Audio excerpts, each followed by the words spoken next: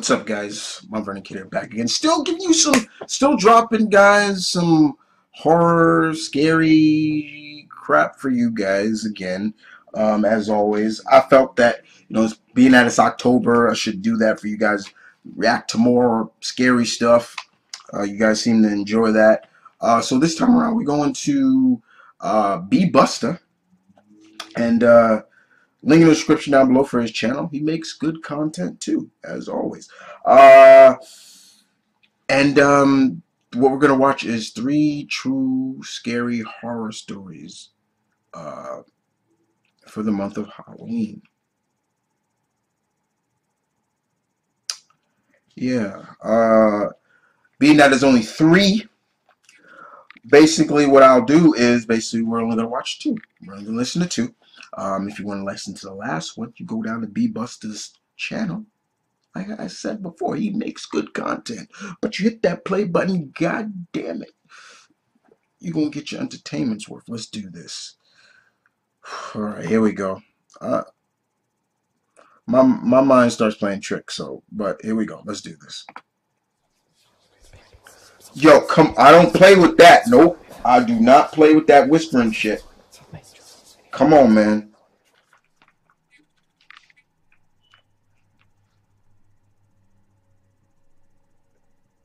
I'm not fucking with... Okay, here we go. This happened last night to my mother. She was in my brother's room, putting him to sleep. He's 10. In his room, there's a window on the far wall, from the bed, directly straight in front of the bed. So if you're laying down on the bed, you can see through the window. My mother was laying on her stomach, and my brother was on his back, so he could see through the window, but my mother couldn't.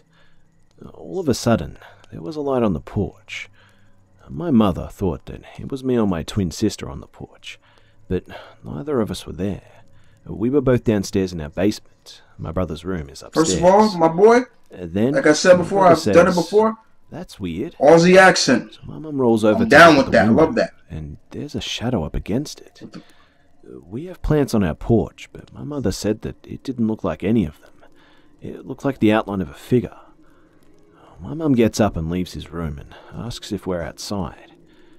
After learning that we were never outside, she goes to turn off the porch light and sees that it wasn't even on. She unlocks our front door and walks out onto the porch to check out my brother's window. And she sees nothing.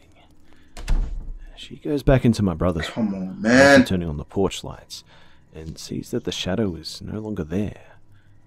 There were some strange noises outside at night too, but none of us went outside after my mother told us about what happened. We live in a subdivision, so it's not like we're out in the middle of nowhere, but we have a somewhat long driveway, so it'd be extremely weird and creepy for someone to be on our porch, because our porch is far from the street, let alone there being no reason to be on it at midnight.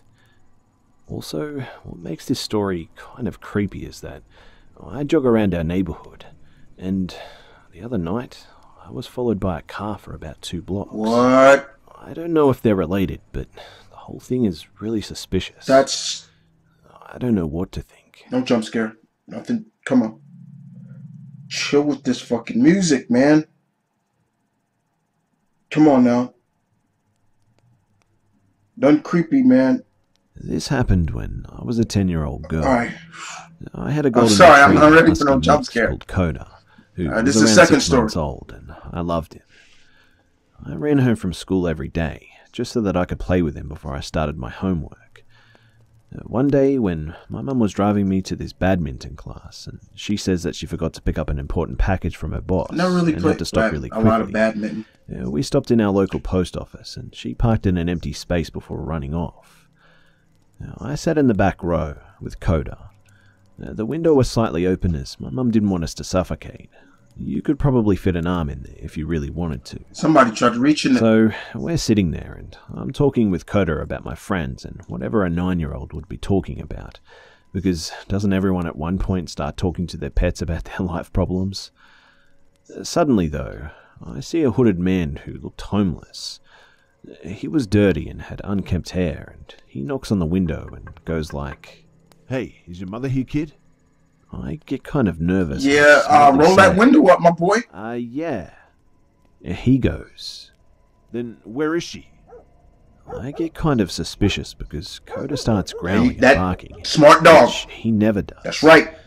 I say, well, she's coming back any moment, but probably not right now. There was a small tension for like a second or two, and then he suddenly sticks his arm through the window, and he has a knife, and I launch myself to the other side of the seat while shrieking. He's lunging and stabbing, trying to get in further. A good thing the door was locked. Coda leaps up, though, and sinks his teeth into his arm, like he was biting into a chunk of meat. The man loses it, and I can see a hole in his jacket, with blood pouring out from it. He quickly recoils his arm back from the gap, The but fuck? drops his knife as his hand hits the top part of the door. I stop crying for a second, and pick up the knife. Then, being a kid, I suddenly remember how Simba from The Lion King was getting attacked by hyenas, and he started attempting to threaten them by roaring. Well, I decided that that might not be a bad idea, and I remember a swear word I heard from this 5th grader in my school. In my strongest, booming voice, I yell at this guy to fuck off, and point the knife at him, Fifth making it grader seem like said I was that? about to throw it. Man, He quickly runs off, and I throw the knife out the window. Mum returns and sees the blood on the door, and I quickly start shooting words out of mouth about what happened. We called the police and tried to describe the suspect, but all I could manage to say was that he looked homeless. all right, my dudes. See, narrating a story to me gets my crazy head imagining this shit. And the first story was, but that second one is the one that really got my synopsis working. Um, Anytime somebody rolls up to your window and asks you, your parent, or yeah, that's instant. You put that window up. What the fuck? He just said the dude pulled the knife out. For what? Lucky his dog was in there. Good dog. Good dog. That's why they're man's best friend. Good shit right there. Yeah. Let me tell you something right now, man. I've seen some crazy shit in my lifetime in terms of being a kid, and with he said the guy looked homeless. I've seen some crazy stuff with homeless people too. Don't let me not get it twisted. But that was creepy, and I'm like, okay, I'm thinking about this shit. But yeah, this was not that bad. Was it really scary? Not really, but good narration from I guess B Buster. But still, that's still creepy. A homeless dude walks up to your window, bangs on it, and says, "Hey, is your mom around?" And you say no, and then all of a sudden he just flips from being ill-mannered to maybe high-tempered, and he sticks in trying to cut you with a knife. What kind of shit is that? Anyway, y'all, we gonna end this. Like I said, you want to hear the rest of the stories? Well, there's one more. Link in the description down below. As always, like I said before, B Buster, pretty good.